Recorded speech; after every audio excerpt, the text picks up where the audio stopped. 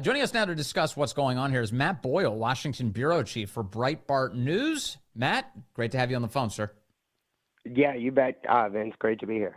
So I saw a report earlier this week, the New York Post put out, that showed that Obama didn't actually want Kamala Harris to be the nominee, and he had been holding out for a more open process. He liked getting rid of Biden because he thought he could get a better candidate out of it, but he's ended up with Kamala. Was this a surrender by the Obamas? Yes, it was definitely a surrender, and he waited until the entire rest of the Democrat Party had come around first, right? Kamala had verbal commitments from enough delegates to put her way over the top. She had the endorsements of Nancy Pelosi, Hakeem Jeffries, Chuck Schumer, hundreds of Democrats in Congress, governors around the country, et cetera. So the idea of another candidate coming along became impossible. So the Obamas are just like, all right, whatever. We're just going to throw our support behind them. Yeah. I think that there's also something deeper going on here in that the Democrats understand that they have a major credibility crisis problem after spending the last several years telling us that Joe Biden is okay when they clearly know that he isn't, right? And they covered it up, right? Like the polls show that the vast majority of Americans look at this and they know Democrats covered it up. They know Kamala led the cover up, right? So the problem that the Democrats had is they had two choices, frankly, after Joe Biden decided to spend the last month fighting it out. By the way, in his Oval Office address earlier this week, we did not hear any explanation for what act of God forced him out of the campaign. There was no act of God. It was just that the political support that he had collapsed. He said, didn't he say that the only way he'd get out is if the Lord Almighty came down and told him to get out? He didn't relay that. He didn't tell us what his conversation was like with the Lord Almighty. Right, that's correct. And so what happened is that the political support for Biden had bottomed out inside the Democrat Party. And then because the switch came so late in the campaign, their only move was to Kamala. The horrible choice that the Democrats faced when they made this decision was they're going to lose the White House either way, and they know it, right? Like with either Joe Biden or Kamala Harris. They're also going to have deep systemic losses in the Senate and House races, right? Gone are the days of Democrats talking about retaking the House majority. People are openly talking about now, will Mike Johnson remain the speaker when Republicans hold their House majority? Right? We've always known that Republicans are going to take the Senate, given the way the map is broke down this year. The question has always been, is it a 52 or 53 seat majority or a 56 or 57 seat majority or somewhere in the middle there, right? And so I think the decision that the Obamas made, which was a very crude calculation for Barack Obama, was that it's better to make the switch and get it over with as a party right now and take the losses. And by the way, Kamala seems to be hurting Democrat senators more than Joe Biden did at the top of the ticket, right? Because Republican candidates, and you see this with the Dave McCormick ad in Pennsylvania, are able to more effectively tie the craziness you see from Kamala to their Democrat opponents, whereas you didn't really see that. I mean, Joe Biden was a mess, but it was a lot harder to tie down-ticket Democrats to his failures. And so, and that's why you saw, the ones who led the way in the Senate who were calling for Joe to go were people like John Tester and Sherrod Brown. Those guys are extinct anyway, right? They're dead men walking, right? There's a number of crossover votes you would need in Ohio and Montana for either one of them to survive. It's just insanely high. So I think the calculation they made was take the loss now and avoid the generational credibility crisis that would bloom for them if they just kept trying to keep the cover up going through November. This is such a fascinating take on all of this, because while Kamala Harris polls better than Biden in national polling, but she is not polling better than him in swing state polling. Kamala trails Biden against Trump in swing state polling, and that's a really bad sign for the Senate map for Democrats and a good sign for Republicans, right? Yes, and by the way, I would add too that we're right about where we were right before the debate, right? So the one of the biggest leaks that came out over the last month from the White House, it came out in the week or so after the debate, was the Puck's Peter Hamby, right? And what happened was the Biden super PAC leaked their internal polling numbers that showed where Biden was before and after the debate. Even before the debate, Joe Biden was headed for a landslide defeat at the ballot box by Donald Trump, and he was losing in Wisconsin, Michigan, Pennsylvania, Georgia, Arizona, Nevada, and probably tied in Virginia. That's where we are today, right? Like that's where Donald Trump is with Kamala Harris. That's where all the numbers seem to show pointed to.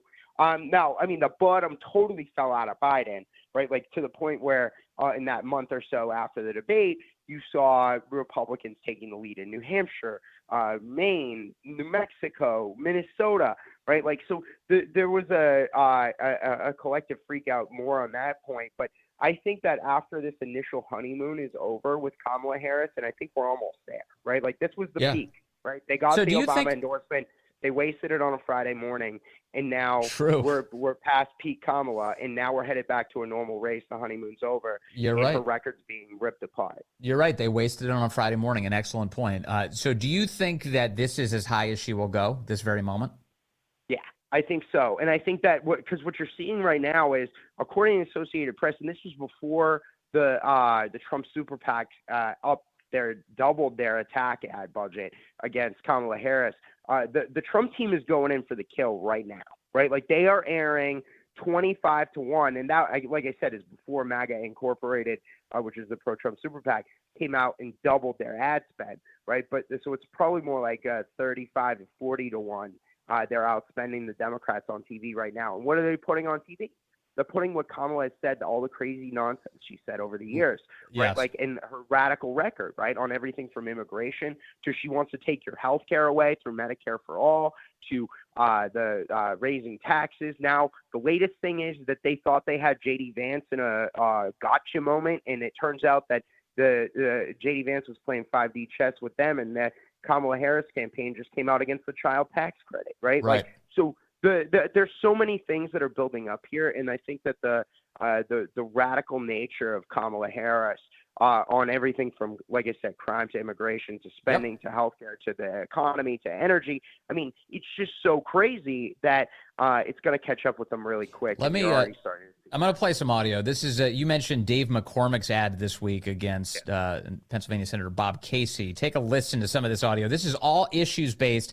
It doesn't involve a narrator. All it involves is Kamala Harris speaking. Kamala Harris is inspiring and very capable. The more people get to know her, they're going to be particularly impressed by her ability. The nonpartisan GovTrack has rated you as the most liberal senator. I am prepared to get rid of the filibuster to pass a Green New Deal. There's no question I'm in favor of banning fracking. Would you ban offshore drilling? Yes. What is the solution for voters in the fossil fuel industry? Giving the workers an ability to transition. We're not going to treat people who are undocumented cross borders criminals. That's correct. Raise your hand if you think it should be a civil offense rather than a crime to cross the border without documentation. Abolish ICE. Yeah. Is that a position you agree with? And we need to probably think about starting from scratch. Outdated, it is wrong-headed thinking to think that the only way you're going to get communities to be safe is to put more police officers on the street. Would you support changing the dietary guidelines? Yes. You know, the food pyramid. What people yes. To reduce red meat specifically. Yes. People who are convicted in prison, like the Boston Marathon bomber, on death row, people who are convicted of sexual assault, they should be able to vote. I think we should have that conversation. Yeah, I mean, this thing just keeps going. I've got a lot more audio here, but Matt Boyle, it is brutal. You're totally right about that.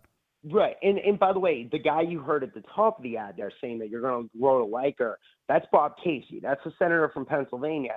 Now, in the 2 or 3 days since he said that, right, like, and when he endorsed her for vice president, now he's running away from her after this ad has been all over television in Pennsylvania. So what's happening is that so there was an interview he did, I think it was today or yesterday, with NPR in Pennsylvania, and he was asked to defend her record on the border, and he refused to do it.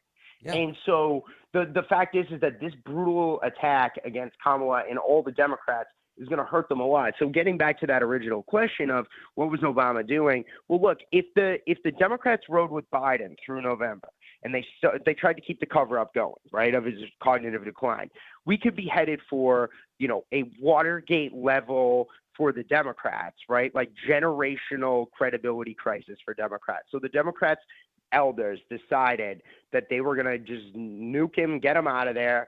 They'll take the loss with Kamala and all these down ticket hits that they're going to face because it's better than, spending 20, 30 years in the wilderness, which is what happened to the Republicans after Watergate. Remember, the Republicans didn't get the House back until 1994, right? And so that was sort of decades later after Watergate. So the point is now, they did get the White House back in 1980 with Reagan, but the point is that the Republicans spent down ticket time in the wilderness for a long time after that. And the Democrats, I think, have made a determination that even though they're going to take the L this year, they can climb back easier in the midterms later in 28 and 30. And also everyone, including Obama himself, the left always overestimates the role of Barack Obama in terms of compelling voters to behave a certain way.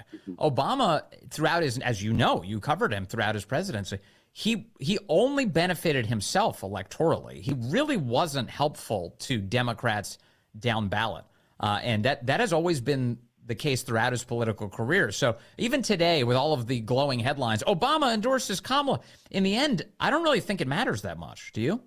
People vote for presidents, right? They're voting for who's at the top of the ticket. And you see the same thing across politics, by the way. So this is why Republicans didn't do as well as they should have in the midterm elections, right? Similar type of a thing, right? If Trump was at the top of the ticket that day, tons of people would have actually shown up to vote for Trump, right? They like Trump. Same thing with Obama. They like Obama, right? They vote for him. And then, while they're in the voting booth, they'll check all the other ones, right, that they're supposed to do while they're there. But what's going to get them to actually go to the polls is somebody that actually fires them up. I don't think Kamala brings that to the ticket. I think she's a very depressing person as a candidate for the Democrats. They're trying to gin up all this manufactured energy for her right now, but I don't think a fake phone call with Barack and Michelle Obama is going to do the trick. And the tell is Barack and Michelle Obama had less than 5 minutes with her, right? If they really wanted to help her, don't you think they'd show up at the White House or go do a campaign event with her somewhere? No, I bet they'll do a rally at some point or another when they can work it out in their schedules and they can fit it around their Martha's Vineyard vacations and whatever. But the point is that they didn't have that wasn't the most full-throated endorsement in the world, right? There's a lot more they could have done that they didn't do, and they know she's headed for a loss. They probably did that from bed. Actually, they just were like, all right, let's just give her a call. Hey, so finally, the running for president, as Donald Trump knows, but certainly as every presidential candidate has experienced, really puts an intense lens on every element of your behavior, from just the way you present yourself in public and the things you've said in the past. And J.D. Vance is going through some of it right now as the left is attacking him. Again, he can run circles around them. But as Kamala Harris gets the lens now, as people focus on her, what do they see? What are we looking at as we see Kamala Harris, and especially when she gets off script? What's going to happen? Well, look, I think that the smile and the laugh that you see, the cackle, right? And you see this a lot. Those of us who work in politics and media, we are used to it, but regular people, I don't think are, and it doesn't really look presidential, right? In addition to that, she is terrible, absolutely terrible. Anybody who's watched her closely over the years, absolutely terrible in an unscripted moment, right? She can read off a teleprompter as good as anybody, right? That's fine. But you can't teleprompter your way to the presidency. It doesn't work that way, right? She's going to have to go out there and do real people moments, and she's not very good at that. It does remind me, though, back to the Obama years. Remember that there was a lot, people were constantly being like, he can't get off teleprompter. Remember TOTUS, the teleprompter of the United States?